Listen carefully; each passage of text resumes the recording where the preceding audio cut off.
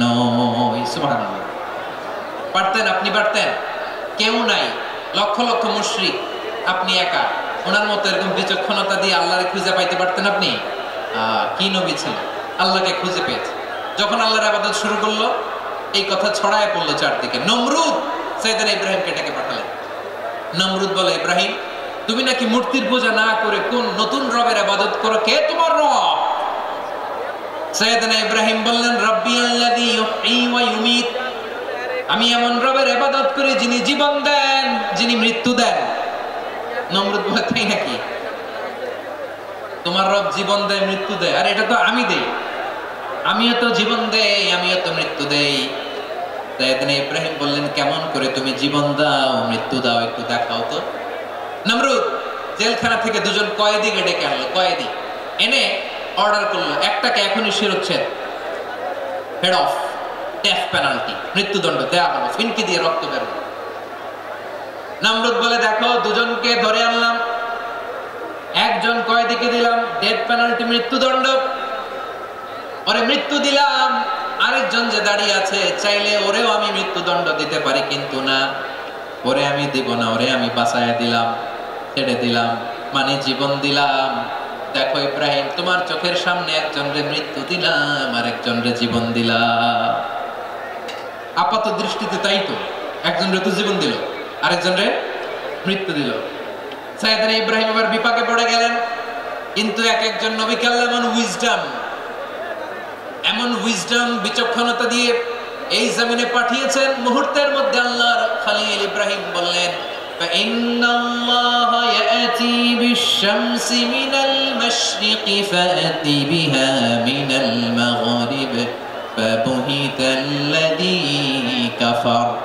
আল্লাহর খলিল ইব্রাহিম বললেন, নমরুদ, বুঝলাম তুমি জীবন দাও, মৃত্যু দাও, দেখলাম, কিন্তু আমার রব, আমার আল্লাহ প্রতিদিন সকালবেলা উষা লগ্নে ওই পূর্ব দিগন্ত থেকে সূর্যটাকে উদিত করেন, সাঁঝের বেলা, বিকেল বেলা, কুথুরি লগ্নে, সন্ধ্যা বেলা ওই দ্বিপ্রহরের জল জলে সূর্যটাকে পশ্চিম দিগন্তে ডুবিয়ে দেন।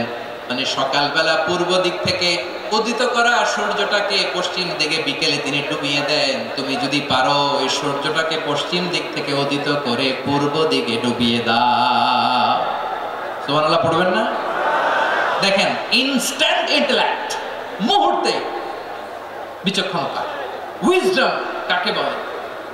নমরুদ পারবে? নমরুদের বাপ পারবে, ওর দাদা, ওর 14 গোষ্ঠী, গোটা বিশ্বের সব ক্ষমতাধর রাষ্ট্রনায়করা একসাথে হলে পারবে? বুহিতাল্লাযী কাফার পারে নাই, ব্যর্থ হয়েছে। এবার তেলে বেগুনে জ্বলে উঠেছে, রেগে মেগে আগুন বলে, ফালকুহু ফিল জাহিম, ওর সাথে তর্ক নাই, না পেরে এবার এটারে আগুনে ফেলা। বিশাল বিশাল গাছ কেটে লাকড়ি এনে আগুনের কুণ্ডলি বানানো হলো, দাও দাও দাও দাও করে আগুন জ্বলে। আল্লাহর খলিল ইব্রাহিমকে আগুনে নিক্ষেপ করা হবে। আল্লাহর খলিল সাইয়েদনা ইব্রাহিমের হাতের মধ্যে রশি দিয়ে টাইট করে বাঁধা হলো, পায়ের মধ্যেও টাইট করে রশি দিয়ে বাঁধা হলো। আল্লাহর খলিল ইব্রাহিমকে আগুনের কুণ্ডলির মধ্যে ফেলা হবে। ওমিয়া, আপনি যে বিপদের কারণে ভয় পান, হতাশ হন, এটা কোনো বিপদ ওনার বিপদের সামনে? পটুয়াখালী আওয়াজ করে বলুন, সাইয়েদনা খলিল ইব্রাহিমের বিপদের সামনে আমাদের বিপদগুলো কোনো বিপদ? এটা কোনো বিপদই না, এটা কোনো বিপদই না। হাত পা বেঁধে টাইট করে নিক্ষেপ করা হবে, সিম্পলি ফেলা যাবে না, কারণ দাও দাও করে দ্য ব্লেজিং ফায়ার, এমন আগুনের কুণ্ডলি, কাছে যাওয়া যায় না, আগুনের উত্তাপে নিক্ষেপ করা হবে। হাতে রশি বেঁধে, পায়ে রশি বেঁধে আল্লাহর খলিল ইব্রাহিম আলাইহিস সালামকে আগুনের মধ্যে নিক্ষেপ করা হবে। আহা, এটার বলে অগ্নি পরীক্ষা। উনি অগ্নি পরীক্ষার সম্মুখীন হয়েছে, এজন্য কঠিন পরীক্ষাকে আমরা অগ্নি পরীক্ষার সাথে তুলনা করি, ঠিক কিনা? সাইয়েদনা জিবরাইল এসে বললেন, ও আল্লাহর খলিল, ওরা তো আপনার হাতও বেঁধে ফেললো, পাও বেঁধে ফেললো, নড়াচড়ার সুযোগ নাই, বলেন আমি জিবরিল ফেরেশতা আপনার জন্য কি করতে পারি? আল্লাহর খলিল ইব্রাহিম বলেন, ও জিবরাইল, তোমার কাছে আমার কোনো চাওয়া পাওয়া নাই। সুবহানাল্লাহ বলেন।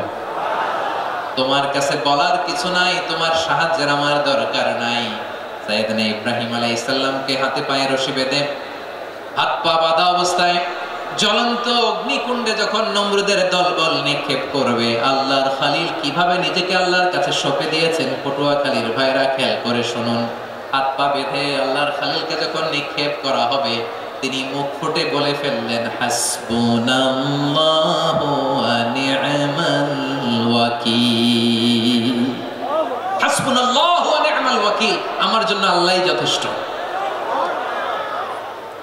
আমার জন্য আল্লাহই যথেষ্ট। তিনি আমার সবচেয়ে বড় গার্ডিয়ান, তিনি আমার সবচেয়ে বড় অভিভাবক। জিব্রাইলের সাহায্যে অফারকে ফিরিয়ে দিলেন। দুনিয়ার বুকে কারো কাছে কিছু বলেন নাই, মুখ ফুটে বলেছেন হাসবুনাল্লাহ। ও আমার পটুয়াখালীর প্রাণের ভাইয়েরা খেয়াল রাখবেন, কোন বান্দা তার হাতে থাকা সব চেষ্টাটুকুন করার পরে মুখ ফসকে মুখ দিয়ে যখন বলে ফেলে হাসবুনাল্লাহ, বান্দা যখন হাসবুনাল্লাহ বলে ফেলে, ওই ব্যাপারটা ডিল করার দায়িত্ব স্বয়ং আল্লাহ আরশের উপর থেকে নিয়ে নেয়। আপনি যখন বলে ফেলবেন হাসবুনাল্লাহ, এটা ডিলিং করবে কে তখন? চিল্লায় বলেন না, তিনি কে? বান্দা তার সাধ্যের সবটুকু চেষ্টার পরে নতজানু হয়ে যখন বলবে হাসবুনাল্লাহ, আল্লাহ তুমি আমার জন্য যথেষ্ট, নি'মাল ওয়াকিল তুমি আমার শ্রেষ্ঠ অভিভাবক, তখন তার কি দরকার না দরকার এটা ডিল করে স্বয়ং আল্লাহ। নিক্ষেপ করা হলো সাইয়েদনা ইব্রাহিমকে অগ্নিকুণ্ডলিতে। হাজার হাজার মানুষের দৃশ্য দেখার জন্য জড়ো হয়েছে এরকম বিশাল ময়দানে। কিন্তু কি অবাক করা ঘটনা, সবাই ভয় পাচ্ছিল, না জানি কি হয়ে যায়। আল্লাহর খলিলকে যখন আগুনের কুণ্ডলিতে নিক্ষেপ করা হয়, আল্লাহর খলিল ইব্রাহিম আগুনের কুণ্ডলীর মধ্যে বসে বসে মানুষগুলোর দিকে তাকিয়ে হাসতে শুরু করে দেয়। কারণ আকাশ থেকে রব্বুল আলামিন স্পেশাল ভার্ডিক্ট নাজিল করেছেন, স্পেশাল হুকুম জারি করেছেন, কুলনা ইয়া নারু কুনি বারদান ওয়া সালামান আলা ইব্রাহিম। ও আগুন খবরদার, সৃষ্টির শুরু থেকে তোকে একটা ধর্ম আমি বাতলে দিয়েছিলাম, তোর ধর্ম আগুনের ধর্ম হলো যা পাবে জ্বালিয়ে সারখার করবে। আল্লাহ বলল, আগুন তোর ধর্ম দিয়েছিলাম, তুই সব জ্বালিয়ে পুড়িয়ে সারখার করে দিবি, কিন্তু ক্ষণিকের জন্য আমি তোর জ্বালিয়ে দেওয়ার ক্ষমতাটাকে কেড়ে নিলাম, জ্বালিয়ে ভস্ম করে দেওয়ার ক্ষমতা আমি কেড়ে নিলাম। কুনি বারদান, ঠান্ডা হয়ে যা, কিন্তু এত বেশি ঠান্ডা হবি না আবার আমার ইব্রাহিমের জন্য সর্দি লেগে না যায়। সুবহানাল্লাহ, এত আসতে বললে হবে? কুনি বারদান, বারদ মানে বরফ, ঠান্ডা, ঠান্ডা হ, কিন্তু এত ঠান্ডা হবি না যাতে আমার ইব্রাহিমের কষ্ট হয়। আগুন বলে, আল্লাহ একবার বললা ঠান্ডা হ, আবার বলো